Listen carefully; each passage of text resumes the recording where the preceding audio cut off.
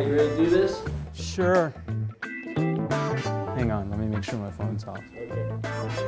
I'm Gary Wilson, training chief for Overland Park Fire Department. I've been here almost 14 and a half years. I was going to college, going to be a school teacher in music. And when I was in college, coming out of a class one day, out of the building, there was a busload of crumb crunchers that ran into me and knocked my books and everything all over, and I'm picking all these stuff and these kids are running off, and I'm like, yeah, I can't do this. I'll kill them. So quit school, went back and helped my mom and dad in the grocery store in Eudora.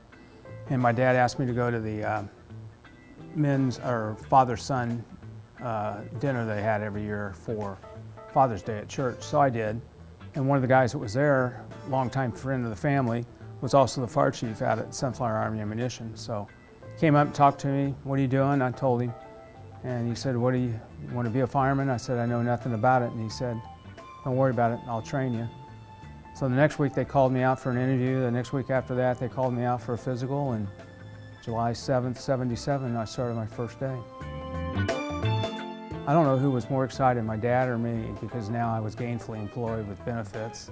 He probably was more excited than I was. I wasn't too worried about it. I'd figure out a way to survive. They called it government-owned contractor operative, so Hercules ran it.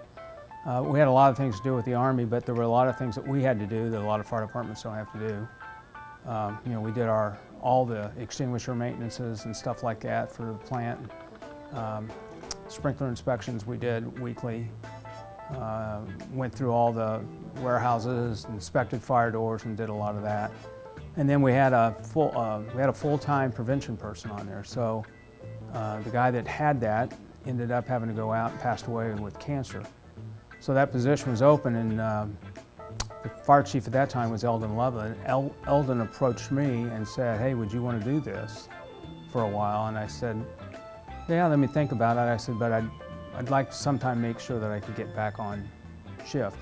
I was in prevention for 18 months, and that really was a really good opportunity for me, because Eldon was a great guy, and he'd give you cover, but mainly he'd let you run it, and you just had to keep him informed of what you wanted to do. And then when he said, when you hit a big hurdle, let me know and I'll intervene, but until then, if you think it's the right thing to do, then go do it. And so, you know, I ran the whole prevention division, and for me, that really gave me confidence that I'd be able to manage projects, but maybe even be able to eventually do what I was doing now. Well, I could tell that the plant wasn't going to last forever. So I was kind of putting my plan B out, went to college, got my associate degree at JUCO, which oddly enough is where I ran into a lot of people from OPFD. Dennis Myers, Keith Murray was going there at the time, Stockman was going. It just so happened KU sent out an announcement looking for full-time training instructors. So I talked to my wife about it. We had lived in Lawrence. We were living in Lawrence then. She was working in Lawrence. So we thought, well, having both of us work inside the city probably wouldn't be a bad deal. So I went and interviewed for the job, or sent an application in, and surprisingly they called me for an interview. Did the interview, felt pretty good about it, and about a week later they called me and offered me the job. They hired Al Walker as the director, and he came out of Idaho, and Al started in July. And Al had a whole different philosophy of how he wanted to run a state fire training system, and he'd run a fire training system in Idaho. So he had some experience of what he wanted to do and how it worked. And we really, we almost were like training brokers more than we were instructors, where as a full-time job, it was to work on curriculum, but in my case, finding speakers, and we put together a catalog of courses, kind of like the JCPenney catalog. So if you wanted to bring Alan Brunacini into your department to do one of his courses, you could go through us. We'd subsidize some of the cost of the course, and then I'd handle all the setups and the logistics and stuff like that. So I ended up doing a lot of traveling, a lot more traveling than I ever thought I was going to do. I mean, I was gone a lot, and we were a small outfit, so we really didn't have a lot to pawn that off to. So I did a lot of traveling and stuff like that, but that's also where I started meeting a lot of contacts. So the people that tease me that, you know, you can't walk down a convention hall without Wilson knowing somebody in the hallway.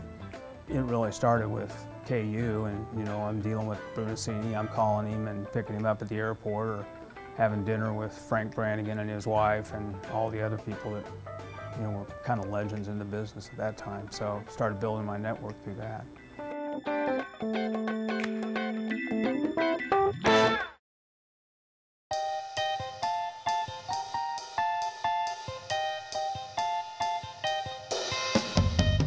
I was on my way to a KU basketball game, believe it or not, and I was getting ready to walk out the door, and Steph said, "Gary, a guy named Phil Sayre wants to talk to you real quick." Okay, so I talked to Phil, and Phil said, "Hey, I hear that they're going to have the announcement for, or the opening for the Missouri Associate Director job. You need to apply for it." And I laughed, and I said, "Phil, I know what he makes. I'm not taking a pay cut to go to Missouri." And I said, "I got to run off. I got to leave." And he goes, "That's fine." He said, "I'll talk to you later."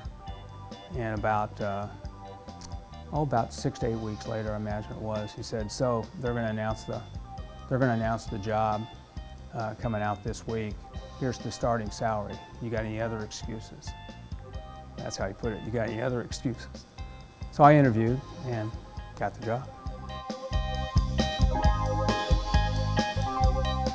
So I started MU in December of 1996. And I'll never forget when I was doing the interview, they had me interview with the staff. And they asked me a bunch of questions and stuff, a bunch of snowball type questions and things like that. And I thought, God, you guys are surely a little stronger and more in depth than this. So I just asked them, I said, "So what do you expect out of the associate director?" And they didn't say a word. And then finally, one of the gals that worked there, Gail Hagens, who's still there today, and I'd known Gail, she just looked at me and she goes, "Gary, we just need somebody here that can make an effing decision." And that's what she said. And I looked and I said, "Yeah, I can do that." We had a lot better support at MU and stuff like that, bigger fire service. More and more getting around the state, we just grew a lot of things. 9/11 hit, and 9/11 just, you know, for all of us, it just turned the world upside down for us, but in training, it really turned the world upside down because the federal government started their mission creep with all kinds of money and grants, and they were throwing money out. They had no idea what they were doing. We had good contacts with Senator Bond, and he was at that time in charge of the Appropriations Committee for FEMA.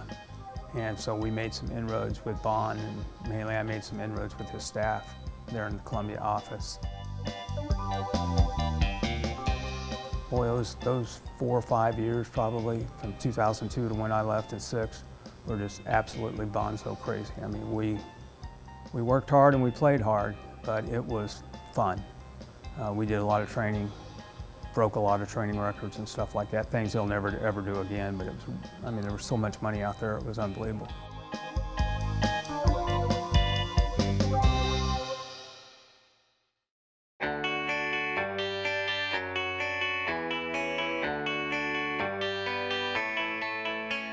I get a call from Mike Casey, and Mike said, "Gary, we got an opening for the training chief's job." And I'm like, "Mike, holy crap! Didn't you just replace that position a year or two ago?" Yeah. We've had a few. I said, "Well, who in the hell is the training chief now? Is Morrison the train?" "Oh no, he left a long time ago. It's Jeff DeGraffenreid." "So DeGraffenreid's left?" "Yeah." "Oh my gosh." I said, "Mike, thank you, but I'm not interested." And he's like, "Well, I talked to you years ago and you thought you might be." I said, "Yeah, but a lot of things have changed." So we left it on good basis and stuff like that. Next day, Hank DuPont calls me. And he's like, "For the love of God, son, you don't want to come back to Overland Park? Good God, we need somebody that can stay here for a while." And I said, "I don't know, Hank." I said, "There's a lot of interesting things here. I don't know that I would fit in well there." And so we left it like that as well. And then Mike called me back and he goes, "All right, just do me a favor. Will you come and have lunch with Chief Diener and myself, just so we can talk about the job a little bit. And I said, all right, Mike, since you're a friend, I will do that. So I traveled back here, had lunch with Mike and Chief Diener. Kind of took it around. Mike drove me around and some of the things like that. And then I told my wife what I'd done. And she had said, so you mean there's a chance we might be able to go home? Didn't catch that one. And so I said, well, yeah, I guess that you could say that. And so I left. I had to do my interview here in the morning, so I left and spent the night with my brother in DeSoto. And before I left, walking out the door, my wife said, now you will get that job. And I said, Steph, this is a competitive process. And she said, Gary, you've got that job, but only you can destroy getting that job. You could sabotage the job. Now, only my wife would think that her husband would actually sabotage a job so he could stay or do what he's wanting to do. She knew me really well.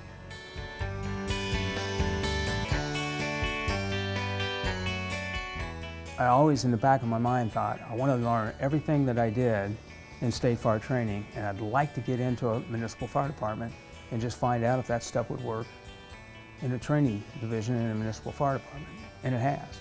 I already knew what was going to happen here. Buck didn't know, Mary didn't know, nobody else had a clue. But I already knew it was going to happen because once I saw some of the things that was going on and then how people would make comments to me, I'm like, oh yeah, this is going to work. This is going to work. It's going to be easier than I thought. Probably for the last 5 years, I've gone around some parts of the country and stuff like that, and I do like a half or a one-day workshop on the business of training. And it really is how we operate our training division here at Overland Park. And so in another week or so, I'm going to Missouri to do their Fire Service Leadership Enhancement Program. And I'll do a section half a day on professional development. So guess what the whole part of the professional development is? It's our 5-year career planning and what we do for professional development here. Given what's happened to me over the last 5 or 6 years now, it is really good that I landed here. Great doctors, close to the family, and then the biggest thing is, I used to always tell my wife about the brotherhood in the fire service. She found out what the brotherhood really was when the BA was bringing food over and guys are mowing my yard and guys are shoveling our driveway and stuff like that. And they're like, if you can't get to chemo treatments, I'll drive you, and doing that. And they're now, even now, you know, there's guys out hitting my driveway. My family in total, and my neighbors, that's been the coolest thing. My neighbor's reaction to how those guys do that. She goes, man, that's amazing that people from work will do that. And, you know, I've just said, well, that's kind of that's the brotherhood, the connection that we all have being in the fire service. And they saw it, and they're impressed as hell with the Overland Park Fire Department on doing that, but my family has too, and that's been the biggest plus.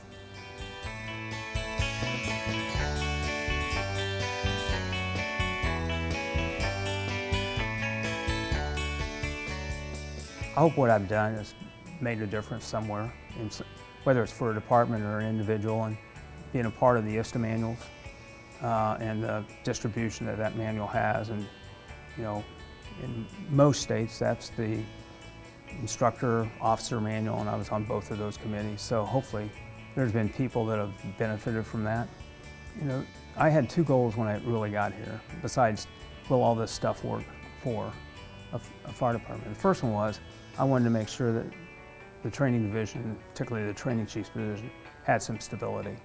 And then when I walk out in a couple more weeks, you know, people will sit back and you know, if they say, you know, training division now is a little bit better than it was when he got here in '06, that's good enough. If I just made a little bit of improvement, they feel it's a little bit better than what it was, and that's enough. And I don't need to hear it, but if in their minds they believe that's it, that's good enough for me. I'll tell you, 43.5 years have gone by fast, believe it or not. People say that, but when I think back, you know, it went by pretty fast. And it's not the years as much as for me it's been the miles in doing that. Young kids today have such a great advantage over where I was at when I joined 77. We didn't have instructor programs. We didn't have officer development programs. We really didn't have formalized fire academies like they have now. None of that stuff was available to us. So the ability for them to build up their skills and gain knowledge, you know, they blow us away. These lieutenant interviews for the next several years are going to be very, very, very competitive because we have some really good young people coming in the doors. So, you know, have a vision, realize where you're at. Just don't look at this as, you know, I'm a firefighter right now. You want to be a captain, or, you know, talk to your BC, what they had to go through, and look at what it's going to be like to be a BC, and have some vision. Start putting a plan together that just takes you more than a year out and to do that.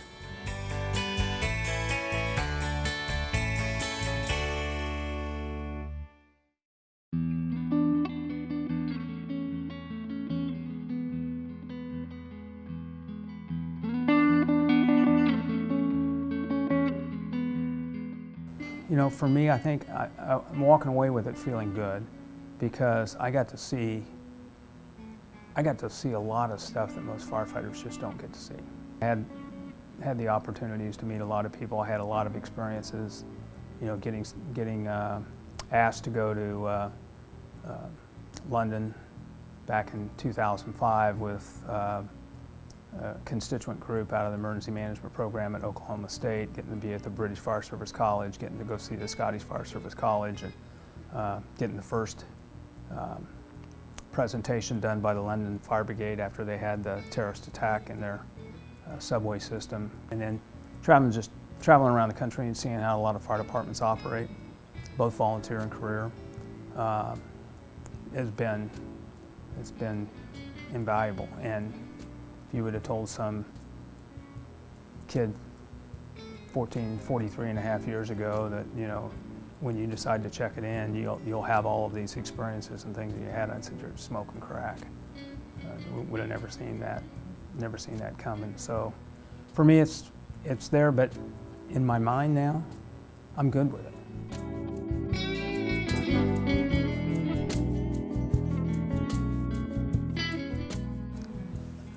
Just before my brother died, he told me, he said, you know, you're going to have to take your sister and your sister-in-law to the casino. I'm not going to be around to do it. And that was kind of their thing. They'd take a day a week, and they'd go to one of the casinos and they'd eat. And so I said, well, yeah, I'll do that. Well, then COVID's hit, and of course I was still working and taking that off. So hopefully that clears up, and I still stay real close to my sister and my sister-in-law. So I'll do that. Steph and I want to do some things ourselves and stuff like that. And then there's this 9-year-old daughter, or granddaughter, that probably needs to be spoiled just a little bit more than what she's already been spoiled. That I think her grandma and grandpa is going to take care of that.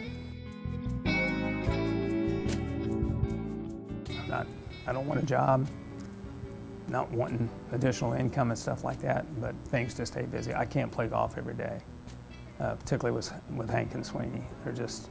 They get in my head too bad. I just can't take the pressure. But you know, there's other things I want to do. Our church offers a lot of opportunities for volunteer, you know, food pantry or whatever. They got a million different opportunities, so there's enough for me to stay busy and be doing something that's worthwhile, helping people out.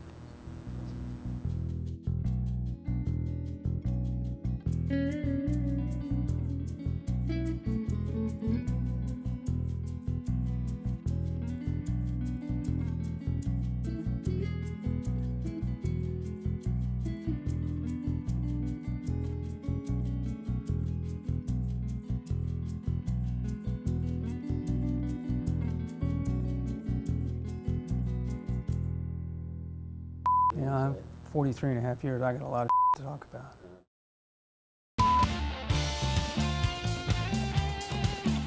Some of them I can't say.